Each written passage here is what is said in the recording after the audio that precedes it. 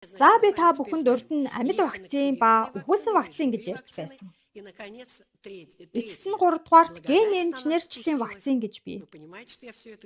Это генно-инженерная вакцина против гепатита Б. Биднийг инэрч нэгүүлсээд Б гепатитын вакцин бүтээсэн гинэ. Та нарт үүнийг зөвхөн дорожноос гаргаж авсан гэж итгүүлдэг. Талах бивний жирийн л дорож. Тэгсэн манаач хүү бүгдээрээ дэлгүүрлээ явж харцгаая л да гэж үлээ. Дорооч нь гений өөрчлөлттэй шүү дээ. Ингийн байх ямар ч боломжгүй. Энэ дороожин дотор Б гепатитын вирусыг усарсан байгаа юм. Дороож тэгэхээр аль хэдийн гений өөрчлөлтөнд орсон байгаа үсттэй. Одоо бол ямар ч энгийн дороож гэж байхгүй. Ийм бодисыг хүүхдийн биелүү шахаж байна. Энэ бол туршилт. Орос хийгдсэн 3 дахь туршилт байхгүй юу? Яагаад гэвэл дөнгөж төрөхөд сүрээгийн БЦЖ вакцин тарьдаг. Францын товлолт вакцины календар дээр БЦЖ-г төрсний дараах эхний 1 сар дотор хийн гэж бичсэн байдаг. Энэ нь ядаж дээр штэ. Төрөх эмнэлэгтэл биш шүү.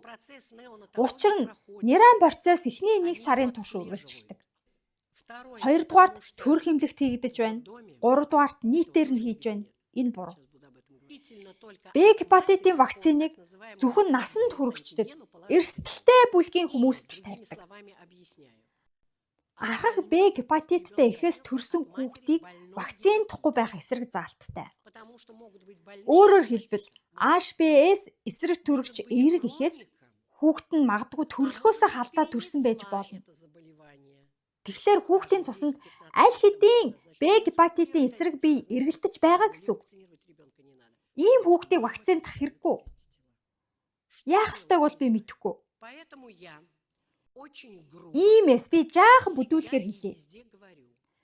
Манай эрүүл мэндийн яам үүнийг цусаар дамждаг гэж үздэг болохоор тэднийхээр бол манай нүдний эмчнэр, мэс засалчид, бусад цустай холбоотой мэргэжилтнүүд бүгд харанхуй бүдүүлэг болж байна уу, те? Тэд ариутгал гэж юу болохыг мэддэггүй юм уу? Тэд нар өөрсдөө мэргэжилтнүүдтэй дамжуулан халдаачдаг, те? Та хэрэг мэс засалд орвол танд ч бас халдхан дамжиггүй. Ингэж л ойлголтохоор байна штэ. Ариутгал халдваргүйжүүлэх бүх үйлчилгээ хийгдэж байхад яагаад халдаад байгаа юм бэ? Гэтэл хэнийг ч хаанч халдаагаагүй.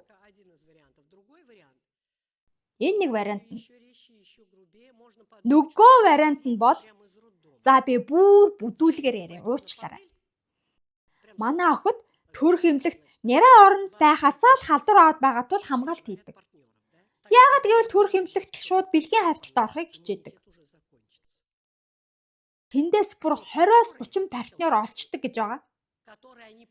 Ингээд хамаг дархлаа нь аль хэдийн дуусж байгаа юм гэж бодогдохоор. Харин хүүгүүд нь балиар хүүхнүүдээр зугаалаад л өөрөөр таамаглаж бодох арга алга. Ингэж л таахаар байна. Дөнгөж төрсөн хүүхдийг вакцинтах ямар хэрэгтэй юм бэ? Нийтээрээ эмгэнэлтэй байна. Энд чинь өөрөө ээлж дараас нь тарвган дахал гэсэн үг.